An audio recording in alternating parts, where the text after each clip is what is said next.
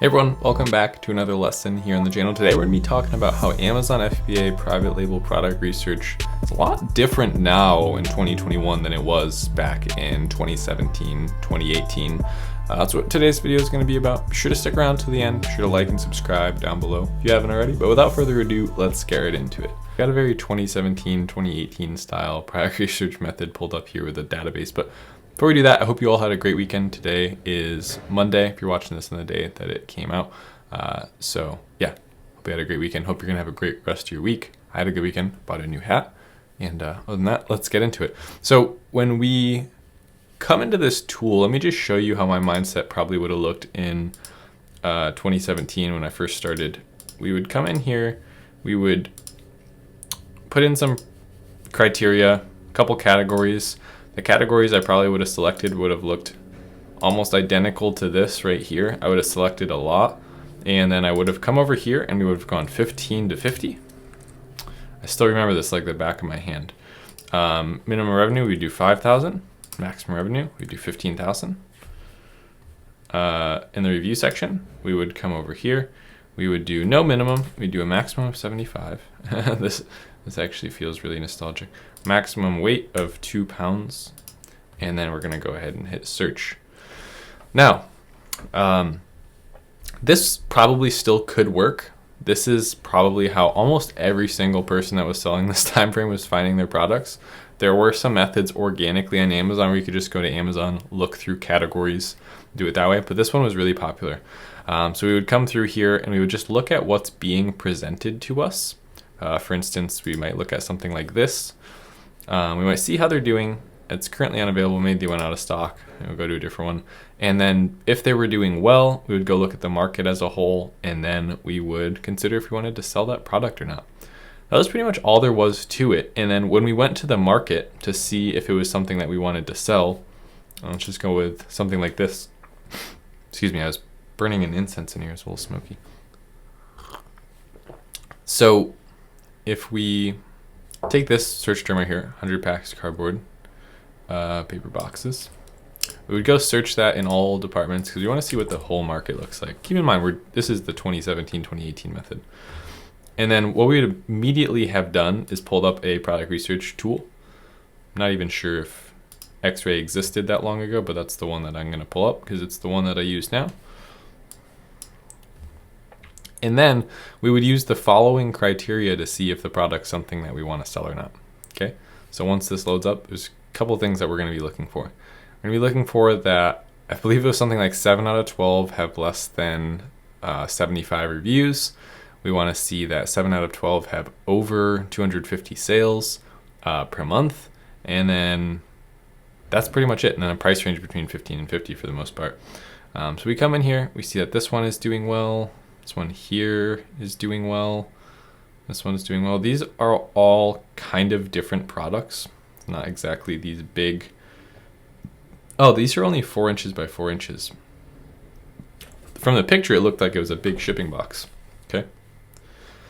We come down here. So maybe this one wouldn't exactly meet our criteria back then because there's not enough sales, it doesn't look like, for the whole market. That's something that I probably would have said. Now, let's kind of go to how it's changed and what we would do now. So we could actually stay within the same company's software. You could use Helium 10 if you'd like. As far as this part of product research goes, like finding the STEM ideas, the root ideas, I tend to like Jungle Scout. Their interface is really nice and they always give me a lot of ideas, which I like. So I tend to have more focus now when I'm doing a product research method. I went to Opportunity Finder for one thing. It's a completely different tool. This is quite different. We're looking for keywords now, not products. So we're looking, it's actually closer to what the target demographic is looking for.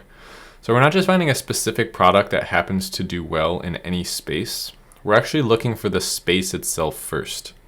So instead of looking for products that sell 300 units per month, we're looking for markets where on average the sellers in that market sells 300 units per month. Does that make sense? If it doesn't, stick around, we're going to work through it. So monthly units sold, this totally depends on your budget. And this is actually something that I've learned over the past couple of years. you wouldn't want to sell something that you can't afford to keep in stock. We just talked about that recently in a video. Back in the day, 4 years ago, 3 years ago, I didn't even think of that. I was just like, I want to find something that sells the most amount of units possible with the least amount of reviews, and I want to sell that product. And it's hard to keep stuff in stock if you happen to not be able to because of your budget. So you could go as low as 90, right? That would be 3 sales a day. Or you could go as high as 900, right? It's all up to you. I generally like to split the difference there. I'll do something a little bit more like 200 to probably 500. It's all personal preference. Wherever you think you can afford to keep in stock. Generally, you want to have enough to make about 3 orders of a product, not just 1 order. So if you're ordering 200, that's more like 600. If you're ordering 500, that's more like 1500, ideally, because you want to be able to keep that product in stock if everything goes good. And if it doesn't, you shouldn't be spending your whole budget on 1 order of inventory anyway. Search volume. This is what we were talking about. This is what is associated to the exact thing that the customer is searching for. So I'm going to put 1,000, go a little higher today. You could go as low as 500, 600. And then I probably wouldn't go much lower than that. And then for a max, I'm going to go somewhere close to maybe 4,000. Well, that's 5,000, but okay, I pressed 9 instead of 0. It happens. Average monthly price. Here, you could still do the 15 to 50 thing. There's absolutely nothing wrong with that. I would say nowadays, I tend to look for higher ticket items. So maybe I'll start at 34 and I'll cap at like 88. If I could sell 3 units a day of something that's $88 or $34 instead of, triple or, 5x that number in a smaller price, like $10 or $15, I would actually rather do that. Most of the time, it's not harder to sell a more expensive product at less units. If anything, it's harder to sell more sales of a less expensive product because you have to acquire more customers. 1 conversion is usually 1 customer. So if you have to find 10 customers at $10, you still had to find 10 customers. Here, if you had a $33 product, you would only have to find 3 customers. So competition. I like to pull it at low first, low seasonality. You could always drag it up if you're not getting a lot of results, but I generally want to start with a ton of results and work my way backwards. So here, when I'm looking through this, there's no particular order or anything you have to sort by. Sometimes niche score is pretty cool to sort by. I'll generally just look through here. And now it's very different than looking at products, right? Because you're not just looking for a specific product that looks cool or, maybe something that is interesting, looks like you couldn't buy it from a store. You're actually thinking about the nature of the market and asking yourself if this is something that would likely have a lot of sellers and be a competitive market or something that you could fit easily into. So even the way that we're thinking about markets now is quite a bit different. At least this is my personal thought process of how I used to think in 2017 and how a lot of, the people that I knew and who were teaching around that time thought versus how I think now. Generally thinking more of a target demographic and a specific need now. I'm not so focused on a specific product or just topical differentiations like changing the color of something or changing the pack size. So when we come through here, Blum soft close drawer slides. That sounds like a brand. I could almost guarantee that that is a brand. We will check out Boho outdoor rug.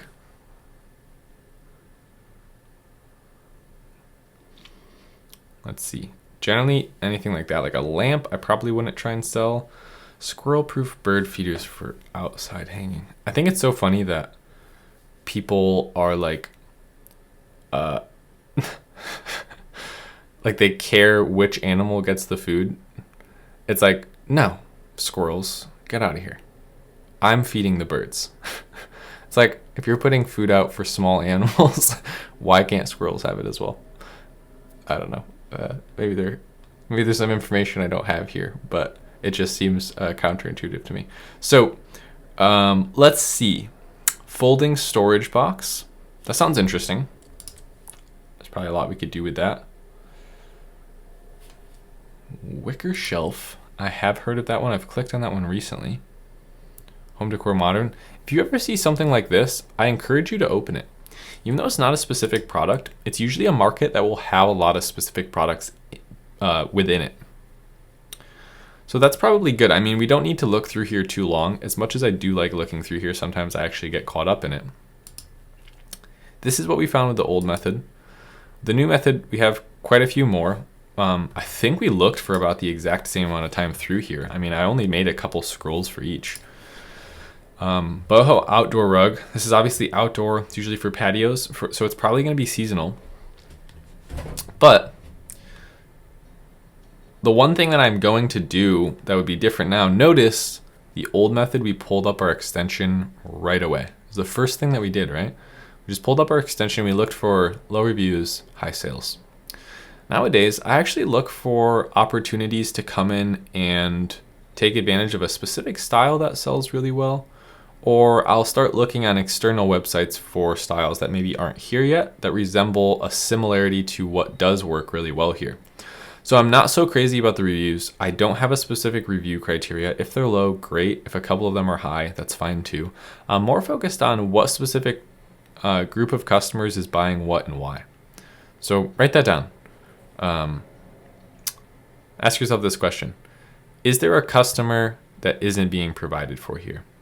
Or is there a product that specifically sells well that's different from all the other ones? If you could answer those questions and then pull up your tool, well, you'd probably have to pull up your tool to figure that out, and then come up with something similar to that but not exactly the same, you're going to be on a great road to success. I have some tea here today. Blue lavender, lemongrass, peppermint, citrus.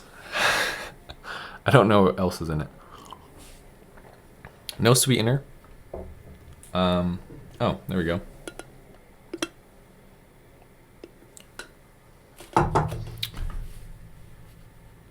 I watch Heinz, and he's a lot more graceful when he shares what tea he's drinking. So maybe we'll keep that to him. When I look through here, one of the first things that grabbed my attention was $7,000 with 17 reviews. Fantastic, right? There's one doing a lot of money. Obviously, this one's doing an incredible amount of money too. I almost made that one word, incredible amount of money. When I look through here, this is also doing fantastic. Questionably well, 17,000 with no reviews. They might be doing a giveaway or something. Start looking through here. This small little boho one. So there's quite a bit of a trend and something noticeable happening here. All of the ones that are actually boho or have boho in the title and are for the outdoors or a mix of indoor, patio, outdoor situations are doing really well. And a lot of them don't have a lot of competitors. So that one just started 500 sales or 500 per month. I'm trying to look for the small, boho indoor outdoor rug, 7 reviews, 4,000. I mean, that one's sold by Amazon, but again, the customer generally doesn't care who's it's sold by, right? Like if I see something that's sold by FBA or Amazon, I have absolutely no bias which one I'm going to buy. It's just based on which design I like better or which one, is being presented in a better fashion. This one here, boho, doing 10,000 per month. So in this case, I actually do have an idea of what I would do in this situation. I would probably go to a website like Pinterest or Etsy, start looking at boho rugs that aren't on Amazon, that are highly ranked on those pages via, their search engine optimization, putting this listing up top because it gets clicked on or gets converted on a lot, or brings a lot of traffic to the website. That's how you can typically tell what product is going to work well over there. Take one of those designs, see how similar you could get it with a supplier, and try this out. This might be a little seasonal, but I don't entirely think it is, because we have the low seasonality thing turned on. We would want to go a little bit further than that. Obviously, that's not a total telltale sign that it's not going to be seasonal. Do a little Google Trends options or Google Trend action and see if it's seasonal. If not, that could be a good option. Folding storage box. I've never heard of that one. How could a box fold? Definitely not if there's stuff inside of it, but. So one of the main things that I'm seeing again is there's a lot of random stuff here. There's not one cohesive product that fits in this market. I actually like that. So when we pull up our tool, again, we're just looking for people who are new or have interesting designs that are doing well. We want to look for a specific target demographic that likes a specific kind of product that doesn't have a lot of options. That's really what we're going for. 10 reviews, 3.5 stars, doing 4,000 per month. That's awesome. They're killing it. Lidded storage bins. What an awkward word to use. Having or covered with a lid. Okay, that sounds very awkward. I'll go back to that. That one's doing well. They're doing 4,000 per month as well. Come through here, 60 reviews, doing 13,000 per month. Wow, those are just stackable storage boxes. Easy open and folding. Okay. 10 reviews. Okay, that's the one we looked at before. So again, we have a situation where there's a lot of listings that don't necessarily have a ton of reviews.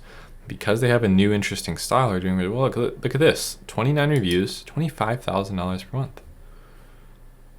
They have a product that I've never seen before. Like just on that page, nothing looks like this. The design itself is really interesting. So you could open it from the front or from the top. And then it does fold, so it meets all the criteria. The pictures are okay. They're not exactly great. I think the copywriting as far as the amount of it is good. There's probably a lot of keywords in there. I didn't read through it specifically. And then they do have brand registry, so they have more options throughout here.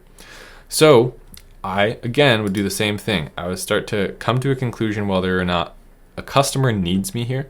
Always ask yourself, does this customer need another option? If they do, if you see something specifically that's working really well, go try and find external websites or other proof of concepts and list that product. I mean, it's simple as that. That's kind of how product research has evolved for me. It went from this 2017, 2018 method of just like finding a product that sells well and hoping the market looks good to finding a market. We're almost doing the opposite now. Finding a market that looks good and thinking of a product to fit into that market.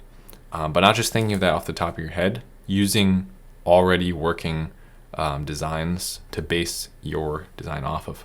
And the last thing I'm going to leave you with is make sure the customer has to come to you specifically to buy that product. If they could buy your product from another seller, that opens up the possibility that the other seller could push more with PPC, they could lower their price, they could do any of that stuff and be a direct competitor for you. If you have a slightly different design, it's gonna be a lot harder for people to compete with you. It's also gonna be a lot easier for customers to pick you if you have what they want. So that's gonna do it for today's video. Thanks for sticking around till the end. Be sure to like and subscribe down below if you haven't already. Without further ado, I'll be seeing you in the next video. Thanks so much. Later.